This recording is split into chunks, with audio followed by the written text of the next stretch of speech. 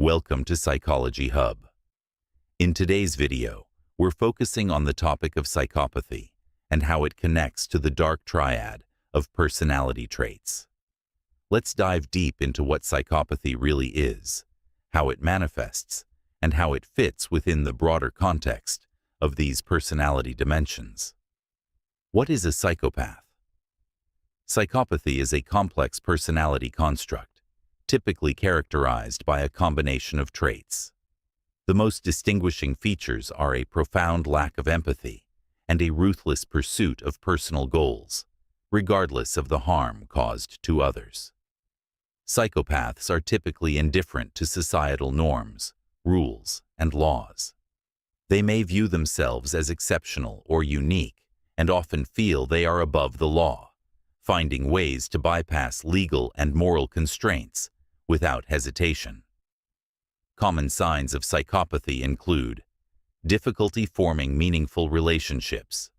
Psychopaths struggle to build and maintain long-term relationships with family, friends, or romantic partners. Instability in employment. They often have trouble keeping a job, frequently changing careers or roles. Lack of emotional connection. Psychopaths are emotionally detached, showing little to no empathy or compassion for others. Psychopathy is considered the most extreme characteristic in the Dark Triad, which includes Machiavellianism and Narcissism. This is because individuals high in psychopathic traits tend to inflict the most damage on others, leading to severe negative outcomes, unlike those who exhibit Machiavellian or narcissistic traits. Psychopathy is thus the most predictive of harmful behavior within the Dark Triad. Is psychopathy the same as antisocial personality disorder, ASPD? While psychopathy and antisocial personality disorder, ASPD, share many similarities, they are not identical. ASPD is a formal diagnosis listed in the DSM, Diagnostic and Statistical Manual of Mental Disorders, whereas psychopathy is more of a personality trait or a spectrum of behaviors. There is overlap, but psychopathy is not considered a clinical diagnosis. Psychopathy is often viewed as a personality trait or dimension, meaning someone can exhibit psychopathic tendencies without meeting the full criteria for ASPD. However, many individuals with ASPD do show psychopathic traits. One of the primary tools used to measure psychopathy is the Hare Psychopathy Checklist, which includes 21 traits that define the condition. It's important to note that not everyone with psychopathic traits will meet the criteria for ASPD, though individuals with ASPD often display significant psychopathic traits. Is psychopathy innate, or does the environment play a role? This is a question that many people ask, and the answer isn't straightforward. Research suggests that psychopathy is likely a result of both genetic and environmental factors. There is evidence that individuals with psychopathic tendencies often have abnormalities in their brain, particularly in the frontal lobe, which is involved in decision-making, impulse control, and higher cognitive functions. When the frontal lobe is less active or impaired, it can lead to the impulsive and reckless behaviors typical of psychopathy. However, the environment plays a significant role as well. For instance, some individuals with brain abnormalities associated with psychopathy were raised in nurturing, supportive environments and grew up learning pro-social behaviors. These individuals tend to function well in society and typically do not engage in harmful behaviors. On the other hand, those exposed to abusive, neglectful, or toxic environments, especially in early childhood, are more likely to develop stronger psychopathic tendencies, leading to harmful behaviors as they grow older. Thus, psychopathy isn't purely a product of genetics or brain function, but is influenced by both genetic predispositions and environmental conditions. When can signs of psychopathy be observed in children or teens? Psychopathic traits can emerge in childhood or adolescence. Some early warning signs include lack of empathy. Psychopathic children may show cruelty to animals or other children. They are often indifferent to the suffering of others. Disregard for consequences. These children might not understand or care about the consequences of their actions. They may even laugh in the face of punishment or discipline, displaying no remorse for their actions. Rebelliousness. Psychopathic children often break rules and engage in risky behaviors without concern for the consequences. For example, they may run away from home for long periods without feeling guilty. Substance abuse. While not a certain predictor of psychopathy, early experimentation with drugs or alcohol can be a sign of developing psychopathic traits. Substance abuse may amplify these tendencies. While not every child who exhibits these behaviors will go on to develop full psychopathy, these traits can serve as early indicators that psychopathy may be present. Final thoughts on psychopathy. A common question people often ask is whether someone in their life, such as a sibling, partner, or teacher, could be a psychopath.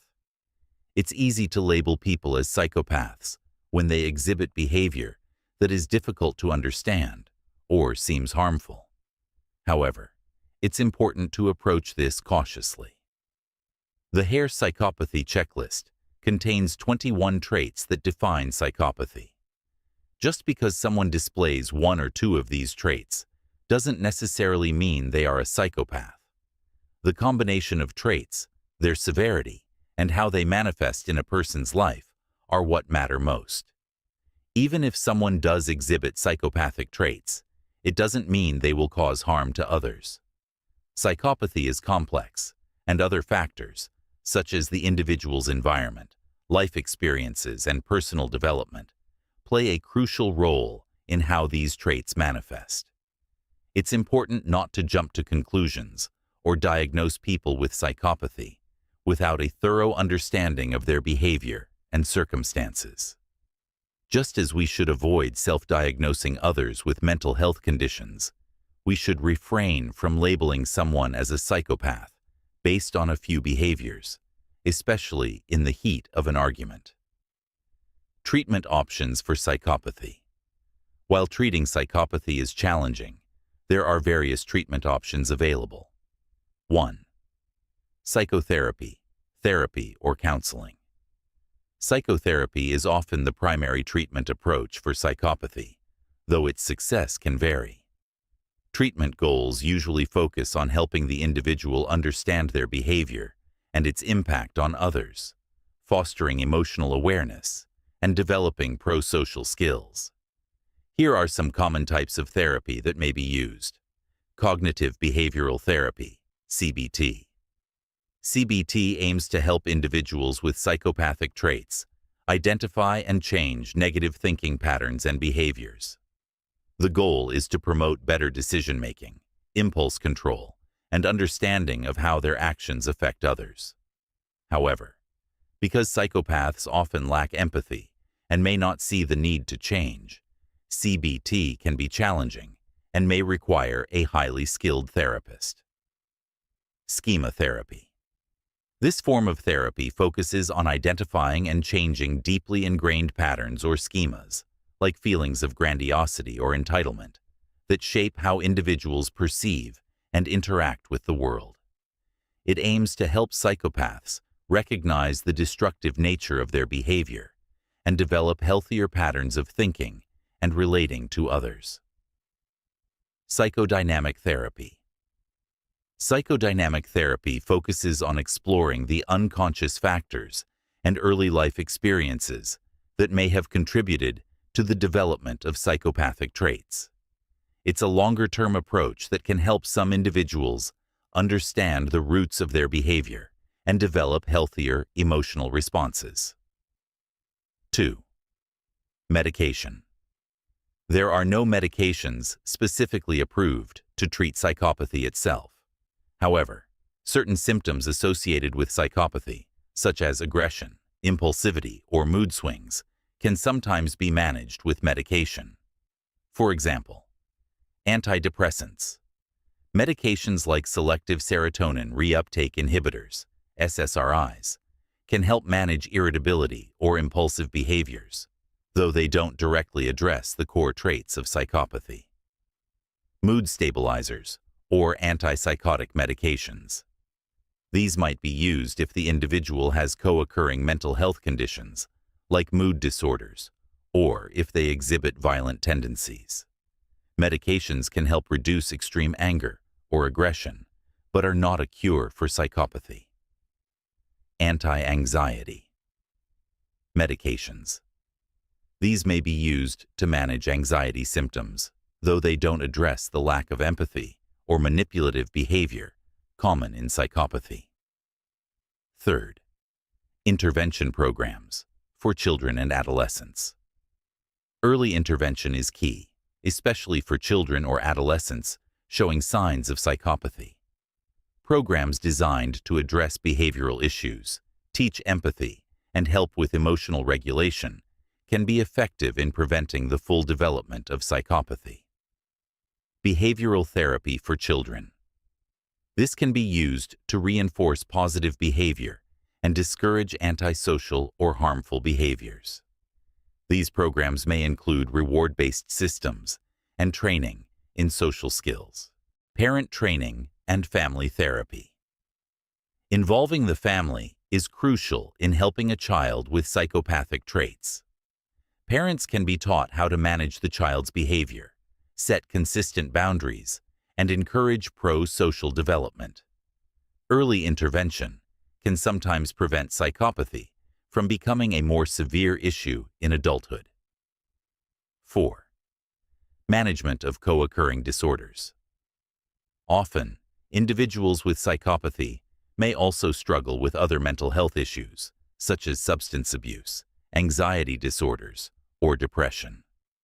Addressing these co-occurring disorders through appropriate treatments can reduce the negative impact of psychopathy on the individual's life. Substance abuse treatment. Psychopaths may engage in substance abuse as part of their impulsive or reckless behaviors. Treatment for addiction, such as rehabilitation programs or counseling, can help individuals manage this aspect of their lives. Anger management. If a person with psychopathy exhibits violent tendencies or emotional outbursts, anger management therapy can help them control their aggression and impulsive reactions. 5. Social skills training. Since psychopathy is associated with an inability to form deep emotional connections and a lack of empathy, social skills training may be helpful. This training focuses on helping individuals recognize the importance of interpersonal relationships, develop empathy, and understand social norms. However, social skills training may be less effective for individuals who have severe psychopathic traits, as they may have little motivation to develop these skills. 6. Management in institutional settings. For individuals with severe psychopathy, especially those who pose a danger to society, treatment and management may occur in institutional settings, such as prisons or psychiatric facilities. In these settings, individuals may receive a combination of therapies, including anger management, cognitive behavioral therapy, and medication, to manage symptoms and reduce the risk they pose to others. 7. Challenges in treatment. Treating psychopathy comes with several challenges. Lack of motivation to change. Psychopaths often do not believe they have a problem, as they may feel superior to others. This makes it difficult for therapists to engage them in treatment. Manipulative behavior. Individuals with psychopathy can be highly manipulative, which can hinder the therapeutic process. They may pretend to engage in treatment in order to gain benefits without actually changing their behavior. Limited emotional insight.